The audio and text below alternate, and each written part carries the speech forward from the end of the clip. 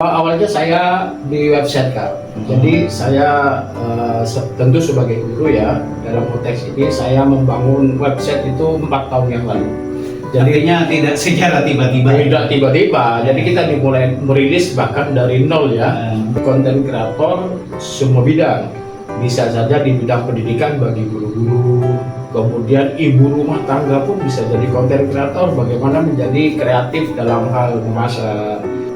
Karena bagaimanapun juga tulisan itu bisa membuat framing, bisa membuat terkenal, bisa membuat seseorang terpuruk.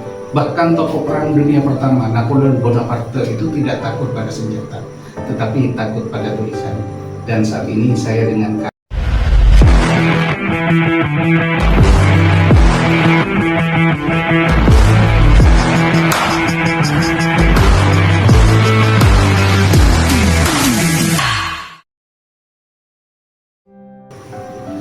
Assalamualaikum warahmatullahi wabarakatuh, para pemirsa dan sobat pendidikan di mana Anda berada. Bahwasanya konten kreator memiliki peran yang sangat penting dalam dunia digital saat ini. Mengapa? Karena dengan era globalisasi dan informasi yang begitu padat saat ini, yang begitu pesat, itu tidak lepas dari dunia digital. Dan bersama ini telah hadir yaitu Kak Ali Harsojo. Beliau itu adalah sebagai konten kreator, beliau adalah sebagai seorang penulis yang telah pernah menjuarai ke tingkat nasional, ataupun di tingkat provinsi. Dan tulisan beliau itu kalau saya amati memang sangat hebat. Karena bagaimanapun juga tulisan itu bisa membuat framing, bisa membuat terkenal, bisa membuat seseorang terpuruk. Bahkan tokoh perang dunia pertama, Napoleon Bonaparte itu tidak takut pada senjata, tetapi takut pada tulisan. Dan saat ini saya dengan Kak Ali. Selamat malam Ali, Assalamualaikum. Waalaikumsalam warahmatullahi wabarakatuh. Selamat malam Kak Ibli. Apa yang membuat Anda ingin menjadikan konten kreator Pak kami? Begini Kak, sebenarnya siapapun bisa ya jadi konten kreator, tetapi bagi saya konten kreator itu menjadi satu tempat dan wadah bagi saya. Pertama untuk belajar, yang kedua dari apa yang saya pelajari saya juga bisa berbagi ke masyarakat publik. Dalam hal ini tentu kepada guru-guru, insan pendidikan dan lain sebagainya. Intinya saya ingin berbagi apa yang saya bisa. Artinya bukan hanya konten kreator itu sebatas pada guru saja kan? Oh tidak, jadi sesuai dengan passion ya. Jadi konten kreator semua bidang. Bisa saja di bidang pendidikan bagi guru-guru, kemudian ibu rumah tangga pun bisa jadi konten kreator. Bagaimana menjadi kreatif dalam hal memasak. Seorang artis bisa jadi konten kreator, bagaimana menjadi aktris. Kemudian profesional lain bisa jadi konten kreator sesuai dengan bidangnya masing-masing. Karena digital itu sendiri saat ini kan bukan hanya lifestyle ya, atau life skill, tetapi juga lifestyle, gaya hidup. Jadi kalau seperti katakan tadi ibu-ibu, artinya tidak hanya terbatas kepada dunia pendidikan saja. Kemudian bagaimana Anda memulai karir sebagai konten kreator? Awalnya saya di website Kak. Jadi saya tentu sebagai guru ya, dalam konteks ini saya membangun website itu 4 tahun yang lalu. Jadinya tidak secara tiba-tiba. Tidak tiba-tiba. Jadi kita dimulai merilis bahkan dari nol ya. Bagaimana saya menulis, sebagai penulis saya bimbang begini. Saya punya buku nih, saya punya tulisan. Kalau buku kan terbatas yang baca ya. Orang yang diberikan buku ataupun perpustakaan tempat naruh buku. Zaman dulu. Nah, gimana bisa dibaca orang lain? Maka saya membangun website, saya tulis lagi di website sehingga pembacanya lebih banyak. Kemudian saya berkembang. Kadang-kadang orang membaca juga agak kurang ya membacanya.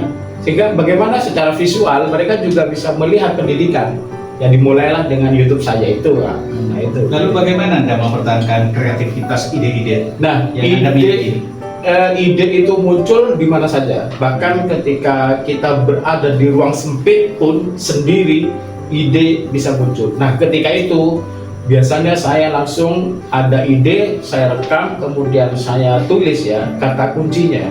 Kemudian setelah saya tulis kata kuncinya, saya paparkan, narasikan. Kemudian karena saya berkembang dengan YouTube, maka saya buat secara visual. Ya. Lalu jenis konten yang Anda buat itu kan apa saja?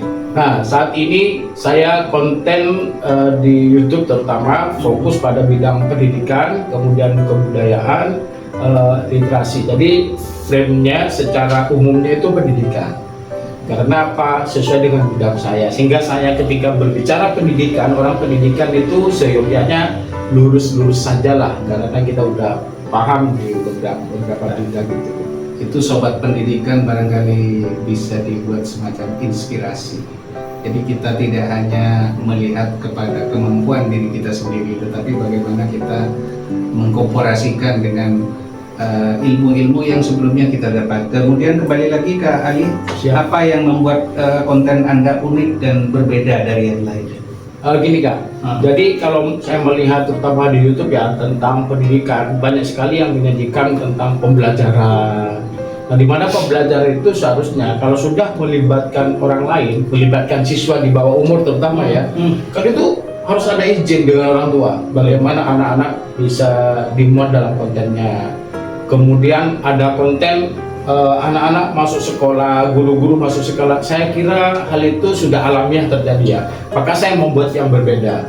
Jadi saya menggunakan riset, penelitian, di mana konten-konten pendidikan yang cukup berbeda. Jadi saya menemukan satu titik terang bagaimana kita meluaskan pendidikan ini kepada masyarakat melalui konten, sehingga saya menerjemahkan setiap beberapa kebijakan dari pemerintah, dari kementerian, kemudian dari dinas pendidikan, dari buku-buku teks, dari peraturan, saya terjemahkan dalam bentuk rekam layar, saya deskripsikan agar orang itu mudah memahami gitu loh Kak. Ya.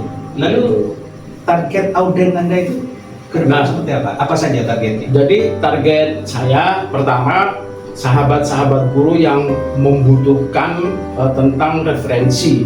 Misalnya saya konten tentang modul ajar Kak. Yang terbaru modul ajar yang memuat nilai-nilai deep learning, ya kan? Bagaimana sih membuat modul ajar deep learning? Sudah saya bagikan itu, sudah ada. Nah, yang kedua, bagaimana orang setelah membutuhkan itu memanfaatkan apa yang saya beri secara gratis Kak. Jadi mengunduhnya, kemudian berbagi ke orang lain. Yang ketiga, dia mengimplementasikan. Misalnya saya membuat konten tentang media pembelajaran, tentang strategi pembelajaran, bagaimana itu menerapkan. Tentu yang terakhir ini Kak yang menarik, bagaimana dari konten saya itu saya juga dapat cuan lah. Gitu.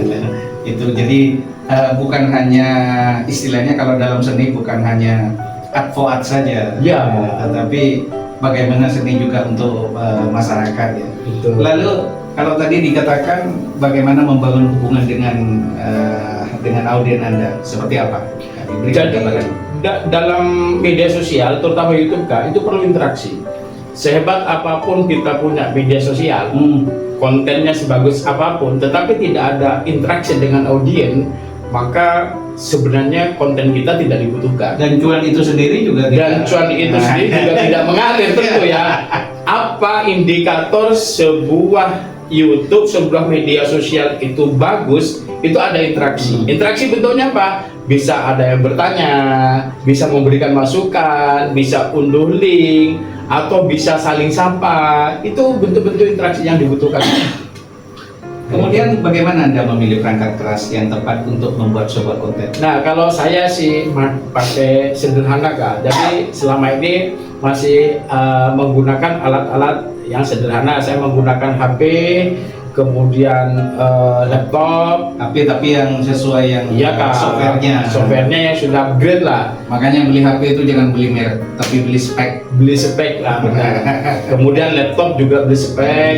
Kemudian berikutnya ada klip mikrofon itu dan lain sebagainya lah yang seperti biasa itu. Nah, kemudian apa yang Anda lakukan untuk memastikan bahwa konten Anda dapat diakses oleh semua perangkat? Nah, ini pentingnya bagaimana kita konten tetapi semua perangkat bisa mengakses. Yang pertama, kalau di YouTube itu berikan konten yang tidak terlalu panjang Kak. Jadi artinya to the point, apa yang to the point, apa yang mau kita berikan kepada orang. Paling tidak kan pangsa pasar ya. Pangsa Jadi pasar. bicara kita tentang pangsa pasar. Sesuai dengan Disesuaikan. kebutuhan. Iya. Misalnya sekarang berbicara rumah pendidikan, konten kita lebih awal dari orang lain. Jadi ini membangun SEO ya, Search Engine Optimization. Jadi ketika kita posting pertama, maka kita akan memberikan peluang kepada konten kita untuk lebih banyak dibaca atau disimak oleh orang lain.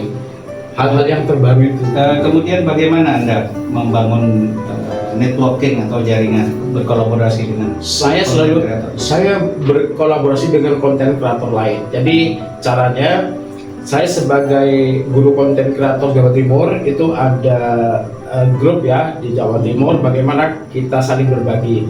Misalnya konten ini baru, kita kolaborasi. Oh ini baru Kak, silahkan dikemas dengan bahasa apa saja. Misalnya baru muncul 7 kebiasaan anak hebat Indonesia. Hari itu Menteri itu ya. Menteri yang baru. Hari itu kita udah tayang Kak.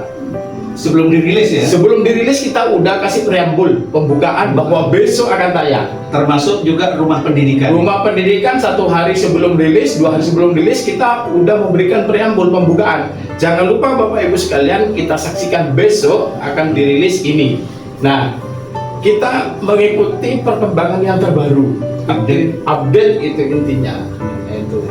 Demikian para pemirsa, khususnya insan pendidikan dan sobat pendidikan dimana satupun Anda berada, bahwasanya di sisi lain konten kreator juga memainkan peran penting dalam industri pemasaran. Kalau tadi dikatakan bahwasanya cuan akan datang ketika konten kreator kita itu memiliki nilai yang tinggi pada akhirnya. Jadi pangsa pasar, banyak perusahaan yang menggandeng mereka untuk mempromosikan produk atau jasa. Demikian bincang-bincang saya dengan Kak Ali, mudah-mudahan akan menjadi sebuah inspirasi khususnya bagi kalangan pendidik dan tenaga kependidikan di mana saja Anda berada. Terima kasih kehadirannya Kak Ali. Terima kasih. Semoga bermanfaat. Semoga bermanfaat. Saya akhiri. Wassalamualaikum warahmatullahi wabarakatuh. Waalaikumsalam warahmatullahi wabarakatuh.